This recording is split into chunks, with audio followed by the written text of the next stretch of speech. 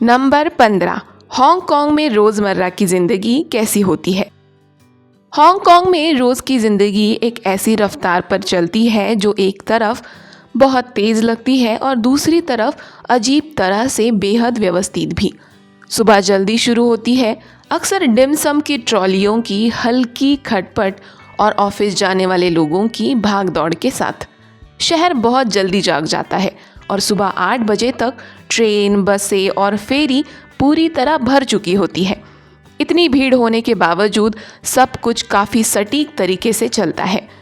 लोग तेज चलते हैं, साफ मकसद के साथ बात करते हैं और समय की बहुत कदर करते हैं।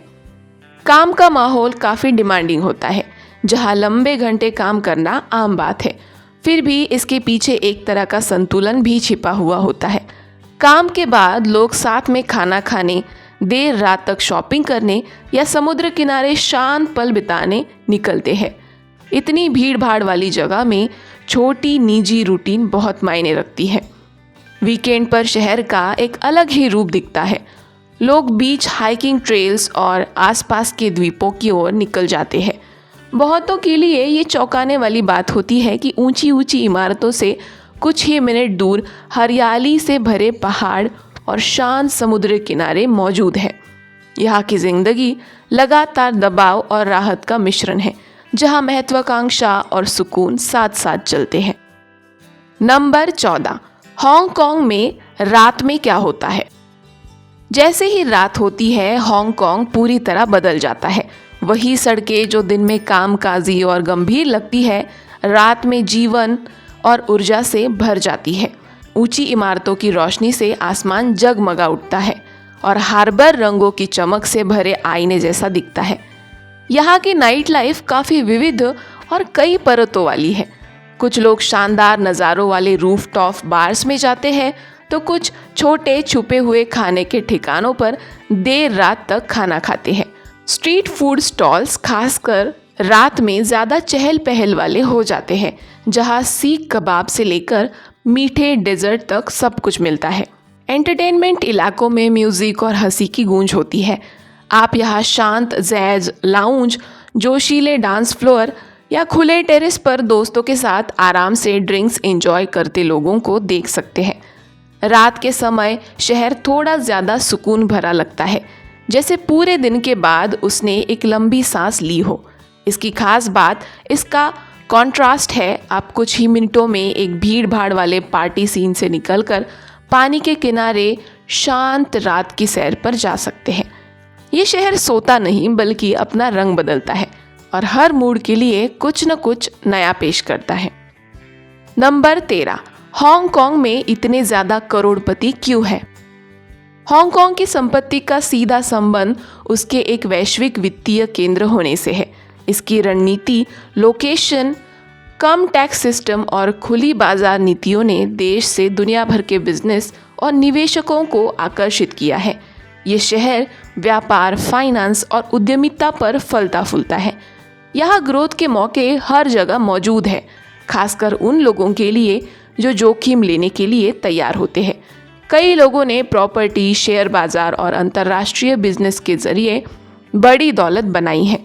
रियल एस्टेट इसमें बहुत बड़ा रोल निभाती है। हर समय के साथ प्रॉपर्टी की कीमत तेज से बढ़ी है, जिससे ज़मीन और इमारतें बेहद कीमती एसेट बन गई है। जिन्होंने पहली या समझदारी से निवेश किया, उन्हें ज़बरदस्त रिटर्न मिला है। एक और वजह है इसका मेनलैंड चीन और ग्लोबल मार्केट से मजबूत जुड़ा। ये एक गेटवे की तरह काम करता है, जहाँ से बिजनेस अंतर्राष्ट्रीय स्तर पर ऑपरेट कर सकते हैं और साथ ही क्षेत्रीय संबंध भी बनाए रखते हैं। हालांकि ये संपन्नता असमानता को भी दिखाती है। जहाँ कई लोग करोड़पति बने हैं, वहीं कुछ लोगों को ऊंचे खर्च और सीमित जगह जैसी चुनौतियों का सामना करना पड़ता है। यही विरोधाभास हांगकांग को इतना जटिल बनाता है। ये एक ऐसी जगह है जहां मौके और चुनौतियां बराबर मौजूद है और यही इसे एक साथ प्रेरणादायक और डिमांडिंग बनाता है। नंबर 12। क्या हांगकांग चलते फिरते पेंटिंग जैसा लगता है। हांगकांग एक ऐसे अंदाज में जीवंत लगता है जिसे शब्दों में पूरी तरह बताना मुश्किल है। ये सिर्फ हलचल नहीं है, बल्कि कई परतों वाली गति है। Neon sign double decker tram के ऊपर टिमटिमाते हैं और लोग संकरी गलियों में चलते रहते हैं जहां दुकानें जैसे कभी बंद ही नहीं होती। हर कोना ऐसा लगता है जैसे कोई सीन लगातार चल रहा हो। ये एहसास इसकी आर्किटेक्चर से भी गहरा हो जाता है। पुराने बिल्डिंग्स आधुनिक स्काई स्क्रेपर के साथ खड़े हैं, जिससे एक ऐसा विजुअल कॉन्ट्रास्ट बनता है जो चलते चलते लगातार बदलता रहता है। कांच की इमारतों से रोशनी टकराकर चारों तरफ फैलती है और विक्टोरिया हार्बर के पानी पर चमकती है, जिससे ये शहर ऐसे लगता है जैसे वो हमेशा अपना रूप बदल रहा हो। आवाज़ें भी इस मूवमेंट का हिस्सा है। मार्केट में दुकानदार कीमतें पुकारते हैं, ट्रैफिक की लगातार आवाज़ रहती है और अलग अलग भाषाओं में होती बातचीत मिलकर एक अनोखा माहौल बनाती है। ये नकारात्मक तरीके से अव्यवस्थित नहीं लगता, बल्कि एक ऐसी लगातार बहती ऊर्जा जैसा महसूस होता है जो आपको आगे बढ़ने के लिए प्रेरित करती है। ये शहर कभी स्थिर नहीं लगता, ये हमेशा कुछ नया बना रहा होता है, फिर भी अपने अतीत को साथ लेकर चलता है। नंबर 11, हांगकांग के छोटे अपार्टमेंट्स में लोग कैसे रहते हैं। हांगकांग में रहने की जगह बहुत सीमित है और कई लोग बेहद छोटे अपार्टमेंट्स में रहते हैं। इन घरों को इस तरह डिज़ाइन किया जाता है कि हर इंच का पूरा इस्तेमाल हो सके। फर्नीचर अक्सर मल्टीपर्पज़ होता है। बेड दीवारों में फोल्ड हो जाते हैं, टेबल ज़रूरत के हिसाब से फैलती है और हर कोने में स्टोरेज बनाया जाता है। हालांकि जगह छोटी होती है, लोग इसे आरामदायक बनाने के लिए काफ़ी क्रिएटिव तरीके अपनाते हैं।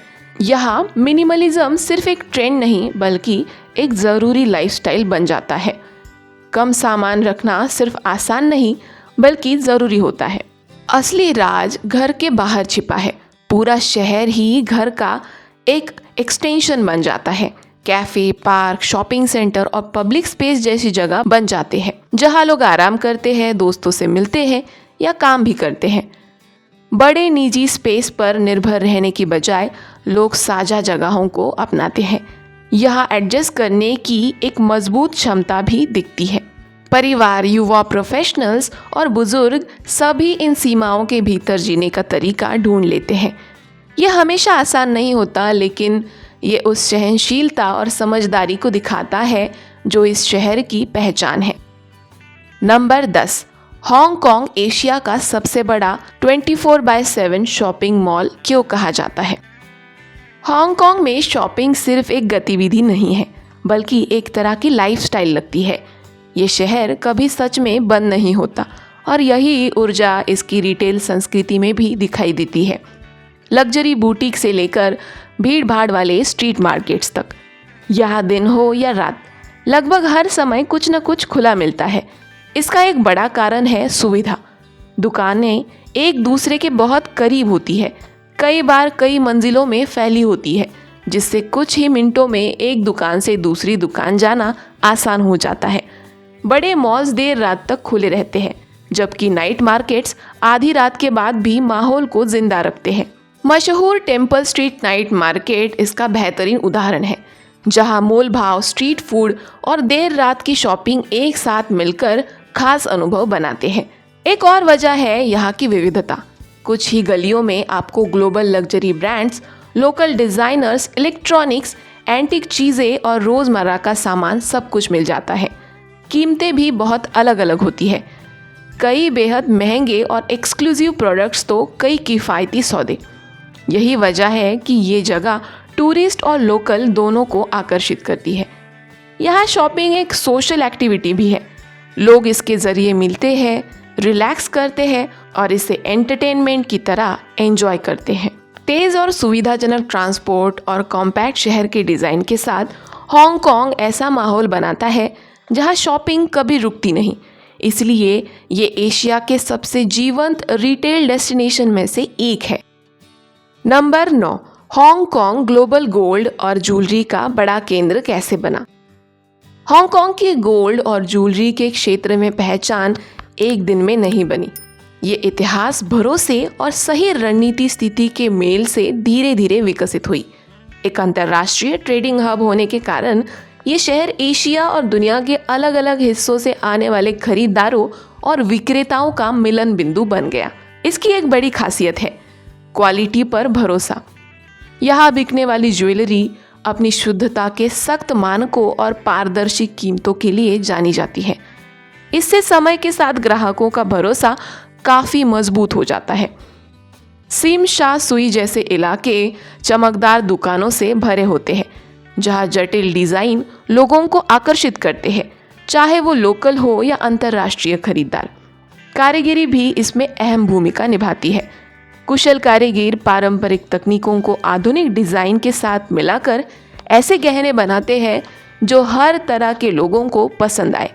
शादी के गहनों से लेकर निवेश के लिए सोने तक, एक बाजार भावनात्मक और आर्थिक दोनों ज़रूरतों को पूरा करता है। इसके अलावा शहर की टैक्स नीतियाँ और फ्री ट्रेड वातावरण की वजह से कीमती धातुओं का आयात निर्यात आसान हो जाता है। इससे कीमतें प्रतिस्पर्धी बनी रहती है और दुनिया भर के ग्राहकों का लगातार आना बना रहता है। समय के साथ हांगकांग सिर्फ ज्वेलरी खरीदने की जगह नहीं है, बल्कि उसमें निवेश करने के लिए भी एक भरोसेमंद केंद्र बन गया है। नंबर 8, हांगकांग के कई निवासी खुद को मेनलैंड चीन से अलग क्यों महसूस करते हैं?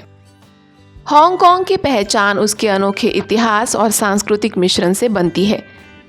एक सदी से भी ज़्यादा समय तक ये शहर एक अलग सिस्टम के तहत विकसित हुआ, जिसका असर उसकी भाषा, शिक्षा, कानूनी ढांचे और रोज़मर्रा की ज़िंदगी पर पड़ा। यहाँ कैंटोनीज मुख्य भाषा है और स्थानीय परंपराएं मेनलैंड चीन से अलग तरीके से विकसित हुई है।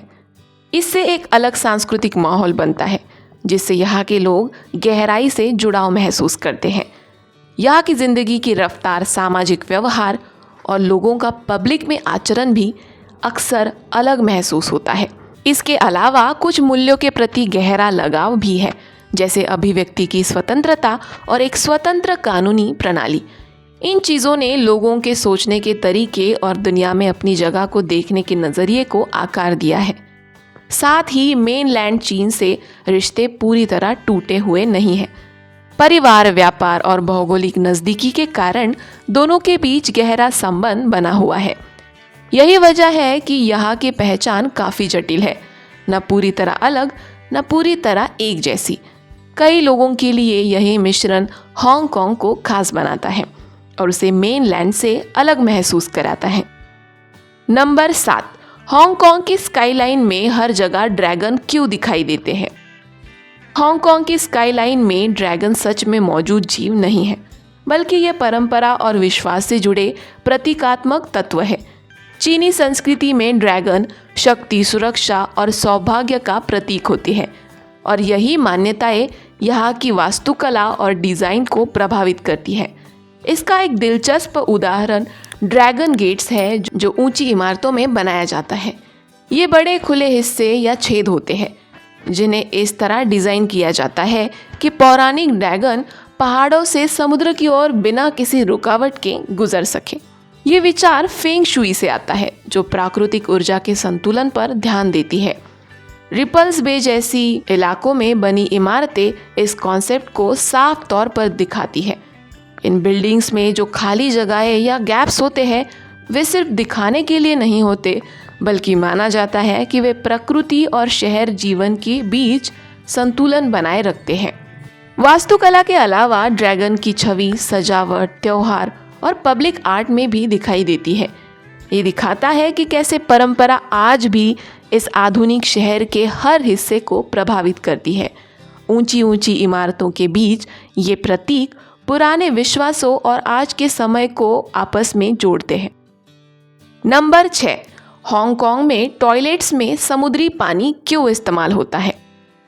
हांगकांग की सबसे अनोखी और व्यवहारिक खासियतों में से एक है टॉयलेट फ्लश करने के लिए समुद्री पानी का इस्तेमाल। ये सिस्टम एक गंभीर समस्या का हल निकालने के लिए शुरू किया गया था, मीठे पानी की कमी। चारों तरफ समुद्र से घिरे होने के बावजूद यहाँ प्राकृतिक मीठे पानी के बड़े स्रोत नहीं हैं। इसलिए शहर को एक नया और अलग तरीका अपनाना पड़ा। समुद्री पानी के इस्तेमाल से पीने वाले पानी की खपत कम हो गई, जिससे ज़रूरी ज़रूरतों के लिए उसे बचाया जा सका। इसके लिए एक अलग पाइपलाइन सिस्टम बनाया गया जो खास तौर पर ट्रीट किया हुआ समुद्र पानी सीधे टॉयलेट्स तक पहुंचता है। ये तरीका कुशल, किफ़ायती और पर्यावरण के लिए बेहतर है। ये प्रथा दिखाती है कि हांगकांग अपनी चुनौतियों का सामना कितनी क्रिएटिव तरीके से करता है। पारंपरिक तरीकों पर पूरी तरह निर्भर रहने की बजाय शहर ने ऐसा समाधान निकाला जो उसके प्राकृतिक माहौल के साथ तालमेल बैठाता है। आज ये शहरी स्थिरता यानी कि अर्बन सस्टेनेबिलिटी का एक बेहतरीन उदाहरण बन चुका है। जो चीज़ कहीं और अजीब लग सकती है वो यहाँ रोज़मर्रा की ज़िंदगी का सामान्य हिस्सा बन गई है। ये दिखाता है कि ज़रूरत कैसे समझदारी भरे और लंबे समय तक टिकने वाले नवाचार को जन्म देती है। नंबर 5, हांगकांग का ट्रांसपोर्ट सिस्टम दुनिया के सबसे कुशल सिस्टम्स में से एक क्यों है? दुनिया में बहुत कम शहर है जहां आवाजाही इतनी सुचारू तरीके से होती है जितनी हांगकांग में। यहाँ का ट्रांसपोर्ट सिस्टम एक पूरी तरह तालमेल में चलने वाली मशीन जैसा लगता है, जहाँ रोज़ लाखों लोग बहुत कम देरी के साथ यात्रा करते हैं। इसके केंद्र में है MTR, जो अपनी तेज़ रफ्तार, साफ सफाई और लगभग बिल्कुल सही समय पर चलने के लिए जाना जाता है। ट्रेन कुछ ही मिनटों के अंतराल पर आती है, स्टेशन अच्छी तरह व्यवस्थित होते हैं और भीड़ के समय में भी व्यवस्था शायद ही कभी टूटती है। लेकिन यहाँ की कुशलता सिर्फ ट्रेनों तक सीमित नहीं है। डबल डेकर बसें भीड़ भाड़ वाली सड़कों से आसानी से गुजरती है। ट्राम शहर के बीचों बीच आराम से चलती है और फेरी शांति से हार्बर पार करती है। मशहूर स्टार फेरी सिर्फ एक यातायात का साधन नहीं बल्कि एक खूबसूरत अनुभव भी देती है जो शहर के महत्वपूर्ण हिस्सों को जोड़ता है।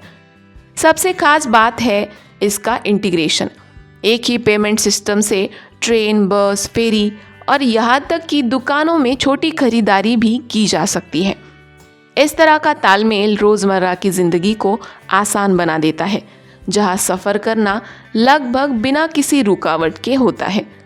इतने घने शहर में ये सहज ट्रांसपोर्ट सिस्टम सिर्फ सुविधा नहीं है बल्कि हांगकांग के सुचारू संचालन के लिए बेहद ज़रूरी है।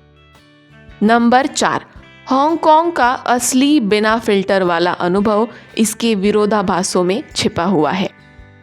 हांगकांग को समझने के लिए उसकी चमकदार स्काईलाइन से आगे देखना ज़रूरी है। इसका असली अनुभव इसके कॉन्ट्रास्ट में मिलता है। अगर आप फाइनेंशियल डिस्ट्रिक्ट में चले तो आपको ऊंची ऊंची कांचों की इमारतें दिखेंगी जहां वैश्विक बिजनेस चलता है, लेकिन कुछ ही गलियों दूर पारंपरिक बाजार मिल जाते हैं जहां विक्रेता दशकों से चले आ रहे तरीके से ताज़ा सामान बेचते हैं। यही दोहरापन इस शहर की पहचान है। आधुनिक लग्जरी के साथ पुरानी दुनिया का आकर्षण भी मौजूद है। बड़े और महंगे शॉपिंग मॉल्स के पास ही संकरी गलियां होती है जहां लोकल फूड स्टॉल्स भी भरे होते हैं। ऊंचे स्काई स्क्रैपर्स की छाया में शांत मंदिर खड़े होते हैं जो इस तेज़ रफ्तार जिंदगी के बीच सुकून के पल देते हैं। मोंगकोक जैसे इलाके इस कच्ची और असली ऊर्जा को दिखाते हैं। भीड़ भाड़, रंगीन और थोड़ा अव्यवस्थित ये जगह पोस्टकार्ड वाली चमक से ज़्यादा लोगों की असली रोज़मर्रा की ज़िंदगी को दर्शाती है। हांगकांग का असली रूप हमेशा साफ सुथरा या ग्लैमरस नहीं होता, लेकिन ये सच्चा, कई परतों वाला और पूरी तरह जीवंत है। नंबर 3, हांगकांग के लोग अपने मजबूत वर्क एथिक के लिए क्यों जाने जाते हैं?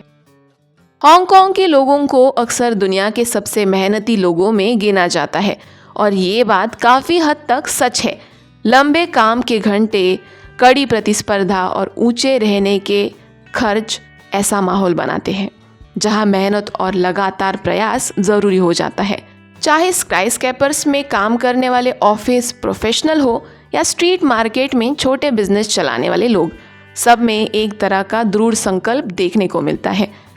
यहाँ सफलता अक्सर अनुशासन और सहनशीलता से जुड़ी होती है और कई लोग इस महंगे शहर में स्थिरता बनाए रखने के लिए खुद को लगातार आगे बढ़ाते रहते हैं। लेकिन ये वर्क एथिक सिर्फ दबाव की वजह से नहीं है, बल्कि इसमें महत्वाकांक्षा भी शामिल है। हांगकांग लंबे समय से एक जगह रहा है जहां लोग बेहतर जिंदगी बनाने आते हैं और यही सोच आज भी लोगों को प्रेरित करती है। हालांकि ये संस्कृति धीरे धीरे बदल रही है। नई पीढ़ी अब संतुलन की तलाश में है, क्रिएटिव करियर को अपनाने लगी है और सफलता के मायने को नए तरीकों से परिभाषित कर रही है। इसका नतीजा ये है कि समाज अब भी मेहनती है, लेकिन धीरे धीरे सांस लेना भी सीख रहा है। नंबर 2, हांगकांग में जीवन सुरक्षित भी है और बेहद आधुनिक भी। हांगकांग लगातार दुनिया के सबसे सुरक्षित शहरी इलाकों में गिना जाता है। शहर में रात के समय भी घूमना अक्सर सुरक्षित महसूस होता है, खासकर व्यस्त इलाकों में। मजबूत पब्लिक सिस्टम, प्रभावी कानून व्यवस्था और हर जगह मौजूद निगरानी इस सुरक्षा की भावना को और बढ़ाते हैं। सुरक्षा के अलावा ये शहर अपने इंफ्रास्ट्रक्चर्स और रोज़मर्रा की सुविधाओं में भी काफ़ी आगे है। डिजिटल पेमेंट हर जगह आसानी से स्वीकार किए जाते हैं। पब्लिक सर्विसेज काफ़ी व्यवस्थित है और ट्रांसपोर्ट सिस्टम बेहद सटीक तरीके से चलता है। हाई स्पीड इंटरनेट, आधुनिक हेल्थ केयर सुविधाएं और स्मार्ट अर्बन प्लानिंग यहाँ के जीवन को भविष्य जैसा अनुभव देती है। सेंट्रल जैसे इलाके इस आधुनिक जीवन को साफ तौर पर दिखाते हैं, जहाँ टेक्नोलॉजी और बिजनेस इंफ्रास्ट्रक्चर बिना किसी रुकावट के साथ काम करते हैं। फिर भी इतनी आधुनिकता के बीच भी शहर अपनी मानवीय पहचान बनाए रखता है, खासकर अपनी स्ट्रीट लाइफ और लोकल कल्चर के जरिए। सुरक्षा और आधुनिकता का ये मेल एक अलग ही माहौल बनाता है, जहाँ लोग बिना ज़्यादा चिंता किए खुलकर जी सकते हैं, सिस्टम पर भरोसा कर सकते हैं और अपने लक्ष्यों पर ध्यान दे सकते हैं। नंबर 1, हांगकांग को गहराई से समझने का सबसे अच्छा तरीका है उसका खाना। हांगकांग को समझने के लिए खाना बहुत ही असरदार तरीका है। यहाँ का हर डिश अपनी कहानी बताता है, माइग्रेशन, संस्कृति और पहचान की कहानी। शहर का खाना उसके इतिहास को दर्शाता है, जहाँ पूर्व और पश्चिम परंपरा और नवाचार एक साथ मिलते हैं। शुरुआत करें डिम सम से, जो सिर्फ खाना नहीं बल्कि एक सांस्कृतिक अनुभव है। छोटे छोटे व्यंजन जिन्हें परिवार और दोस्तों के साथ शेयर किया जाता है, यहाँ की सामुदायिक भावना को दर्शाते हैं। फिर आते हैं स्ट्रीट फूड्स, जो शहर की तेज़ रफ्तार जिंदगी को दिखाते हैं, जल्दी बनने वाले स्वाद से भरपूर और हर समय उपलब्ध। यहाँ के रेस्टोरेंट साधारण लोकल ढाबों से लेकर विश्व स्तरीय फाइन डाइनिंग तक फैले हुए हैं। एक ही दिन में आप सिंपल नूडल्स और बेहद रिफाइंड क्रिएटिव डिशेस दोनों का अनुभव ले सकते हैं। ये विविधता खुद शहर की तरह है, परतदार और हमेशा बदलती हुई। कॉजवे बे जैसे इलाके इस फूड कल्चर की झलक देते हैं, जहाँ हर गली और कोने में खाने के अनगिनत विकल्प मिलते हैं। यहाँ खाना सिर्फ स्वाद तक सीमित नहीं है, बल्कि एक खोज जैसा अनुभव बन जाता है। हांगकांग अपने खाने के जरिए सिर्फ एक जगह नहीं रह जाता, बल्कि एक अनुभव बन जाता है जो स्वाद, यादों और रिश्तों से बना होता है। अगर आप इस शहर को सच में समझना चाहते हैं तो सिर्फ देखना काफ़ी नहीं है, आपको इसे चखना भी होगा।